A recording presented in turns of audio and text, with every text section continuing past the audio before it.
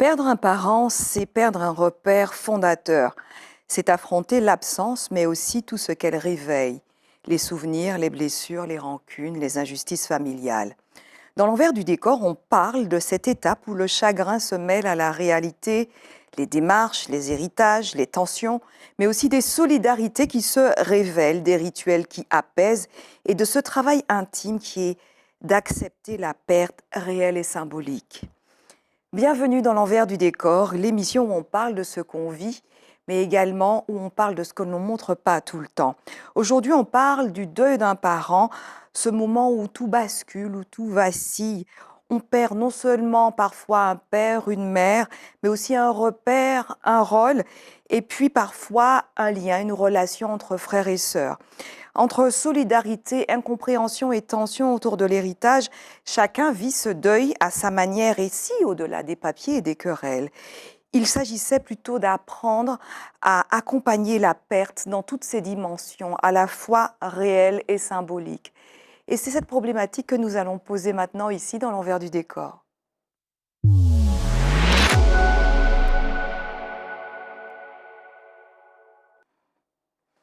Alors c'est vrai, la perte d'un parent bouscule tout, en fait, bouscule tout l'équilibre et la structure familiale. Et puis, évidemment, on se rend compte qu'il y a des rivalités anciennes qui peuvent ressurgir, des jalousies, des préférences, pas mal de non-dits. Et puis, il y a la question de l'héritage qui se pose. Alors, c'est pas seulement matériel, mais en fait, c'est une forme de transmission émotionnelle et symbolique à laquelle on ne pense pas toujours, en fait. Et puis, il y a les rituels collectifs, les veillées, les repas, les funérailles, les prières, qui peuvent devenir des espaces de cohésion ou bien des espaces de fracture. Regardons véritablement au fin fond des choses, ce qui se passe effectivement quand on perd quelqu'un. En fait, dans nos cultures, un deuil ne se vit pas seul. On invite la famille, évidemment, les voisins, les parents, amis, alliés, comme on entend aux avis d'obsèques, qui entourent, qui soutiennent la famille, mais aussi tout cet entourage, toutes ces personnes peuvent aussi raviver des tensions, parce que chacun revendique à sa propre façon, sa façon de faire le deuil. Et puis chacun a aussi sa propre vérité sur le défunt, puisqu'on est tous différents, on a des expériences qui sont absolument différentes les uns des autres. Et souvent, on remarque au cours des funérailles, au cours des veillées, au cours de ces espaces que l'on partage en commun lors de la perte d'un proche, eh bien, chacun a sa vérité à dire. Chacun, y a des personnes aussi qui pensent qu'elles ont le monopole de la douleur, en l'occurrence. Il y a celles qui ne montrent rien, celles qui restent très figées dans leur douleur, celles qui font comme si de rien n'était et celles qui, même si elles n'étaient pas spécialement proches du défunt ou de la défunte, versent, etc., de larmes. Alors évidemment, dans nos cultures, ça parle beaucoup, on se dit, mais elle ne la connaissait même pas, c'était sa cousine de 3e, 4e degré, ça faisait 3 ans qu'elle ne l'avait pas vue, Pouchik appelé comme ça. Bon, très souvent, voilà, on comprend bien que ces espaces de partage, ces espaces de cohésion, normalement, où on devrait entourer et s'entourer dans la perte, peuvent aussi devenir des espaces de fracture. Et puis, il y a aussi le fait que le décès d'un parent vient redistribuer les rôles au sein même de la famille. Alors, il y a aussi celui qui organise, celui qui fuit, celui qui se tait, celui qui accuse. En fait, on a l'impression que parfois, on ne connaissait pas, on redécouvre les personnes lors de la perte d'un parent. Mais je ne te voyais pas comme ça, ou je ne savais pas qu'il était comme ça. Ou bien, c'est-à-dire que dans la douleur de la perte révèle des faces cachées de notre entourage, parfois des personnes qui nous sont très très proches. Et ça peut effectivement être une grosse découverte, ça peut être des déceptions. Et ça peut effectivement aussi raviver pas mal de rivalités qui étaient sous-jacentes, préexistantes et qui datent parfois même de l'enfance.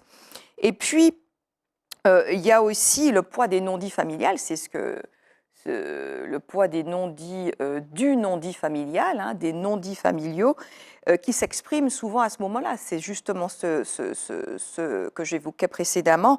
On règle les comptes émotionnels, souvent sous couvert de partage et de décisions qu'il faut faire par rapport au bien, par rapport à qui aura ça, ça, ça, parce qu'on s'est senti brimé, parce qu'un tel était le préféré, ou que parce qu'une telle estime qu'elle s'est plus occupée du défunt que l'autre qui n'a rien fait et qu'elle considère qu'il était ingrat, qu'il n'a rien fait, eh bien, elle estime, cette personne, que l'autre n'aura rien ou ne mérite pas. Et donc, en fait, les non-dits émotionnels et les querelles sous-jacentes larvées, mais du domaine de l'émotionnel et de l'enfance, se règlent très souvent à coup de conflits sur des biens matériels au niveau de l'héritage ou à d'autres, ou bien même de conflits, ça peut exploser en conflit ouvert au-dessus du cercueil.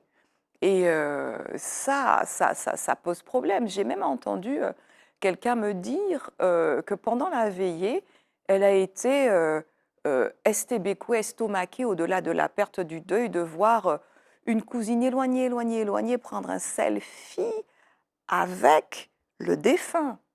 Donc c'est vrai qu'on a tous des façons particulières de vivre le deuil, de vivre la perte, et un rapport à la douleur qui est très particulier. D'autres vont extérioriser cette douleur, d'autres vont l'intérioriser, ne pas permettre qu'en public, qu'il y ait des débordements. Et chacun va se juger à l'aune de ses propres repères, de ses propres critères également. Et puis, le deuil est aussi symbolique parce que perdre un parent, ça veut dire qu'on n'est plus on n'est plus fils d'eux ou fille d'eux, par exemple, ou on n'est plus sœur d'eux. C'est aussi devenir adulte pour de bon. On ne pourra plus aller se réfugier dans les bras de maman ou aller la voir, même juste la voir physiquement pour un réconfort émotionnel, ou aller voir, s'asseoir à côté de son père, ou rester là, ne rien dire, juste être ensemble. C'est ça aussi. Ça veut aussi parfois dire que je suis adulte pour de bon, il faut que j'assume, il faut que je m'assume à la fois émotionnellement, à la fois dans mon intégrité d'être humain, dans mon individualité. Alors, et là, il faut aussi on va commencer à se dire la vérité sur comment accueillir et comment faire face à toutes ces phases du deuil.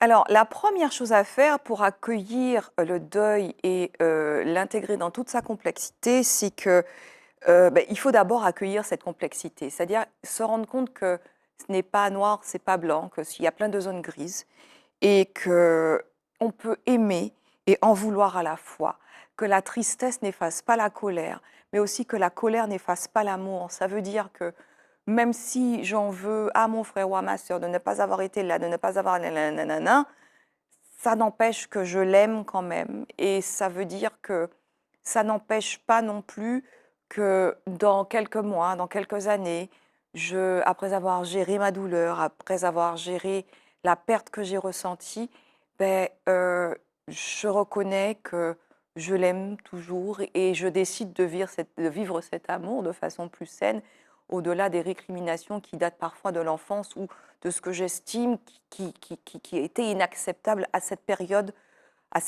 que j'ai vécue, à cette période de deuil, par exemple. Et puis, la deuxième solution serait de savoir et d'apprendre à transformer les rituels en espaces qui donnent du sens. En fait, les veillées, les repas, les prières ou les temps de partage peuvent devenir en fait des temps de mémoire, des temps de parole et des temps d'apaisement. Effectivement, on peut parler de ce qui nous a blessés en évoquant des souvenirs, des choses comme ça, etc. Mais il y a un ton, il y a une façon, avec laquelle on peut dire les choses, une façon de dire, une façon d'exprimer à la fois sa déception, une façon d'exprimer ses regrets. Parce que c'est vrai que dans des périodes de deuil, dans des périodes de perte, on parle à partir de nous, à partir de ce que l'on ressent, mais ce que l'on ressent, ce n'est pas nécessairement ce que l'autre ressent et ce qu'on a vécu en étant enfant ou tout au long de notre vie dans le rapport qu'on a eu avec le défunt n'a rien à voir avec la façon dont l'autre a pu vivre ces mêmes moments et ces mêmes instants parce que nous avons tous des sensibilités différentes. Nous sommes tous des êtres différents, nous vivons, nous ressentons les choses différemment, même si nous avons vécu exactement la même chose, nous ne les ressentons pas, ces choses vécues de la même façon. Et puis, il s'agit aussi d'apaiser les tensions autour d'un héritage, autour de l'héritage, parce que c'est du matériel. Alors, ce qui est très complexe, c'est que à la perte, au sentiment de perte, s'ajoute très souvent un sentiment de manque. Parce que, mettons qu'on a perdu un père ou une mère et qu'il doit y avoir héritage, division des biens, justement, et que moi, je suis dans cet état dans ma vie, dans cette étape de ma vie où j'ai besoin de cash. J'ai besoin de liquidité et j'ai mon frère ou ma sœur qui, lui ou elle, veut absolument conserver la maison et ne veut pas vendre alors que moi, je suis un peu aux abois et que j'ai besoin de cet argent. Ben justement, euh, la perte, le sentiment de perte, le sentiment de tristesse et, euh, euh, et le manque matériel que je vis à cet instant précis exacerbe mes sentiments, exacerbe et accentue en fait un ressentiment que j'aurais pu avoir par rapport à mon frère ou à ma sœur, puisque elle est bien ou lui, il est bien, il n'a pas besoin, il ne peut pas comprendre, il ne peut pas savoir. Moi, les l'argent, il ne peut pas les vendre. Mais en même temps, le frère et la sœur aussi, le frère ou la sœur qui ne veut pas vendre, considère ce bien et cet héritage différemment. Il le considère d'un point de vue émotionnel, nostalgique. C'est peut-être effectivement cela qui me rattache, cet objet ou ce bien qui me rattache à la mémoire ou au souvenir de l'être aimé qui est parti. Donc, ces deux états, ces deux situations ne peuvent pas être comparées, on ne peut pas trancher parce que la douleur est vécue de façon différente.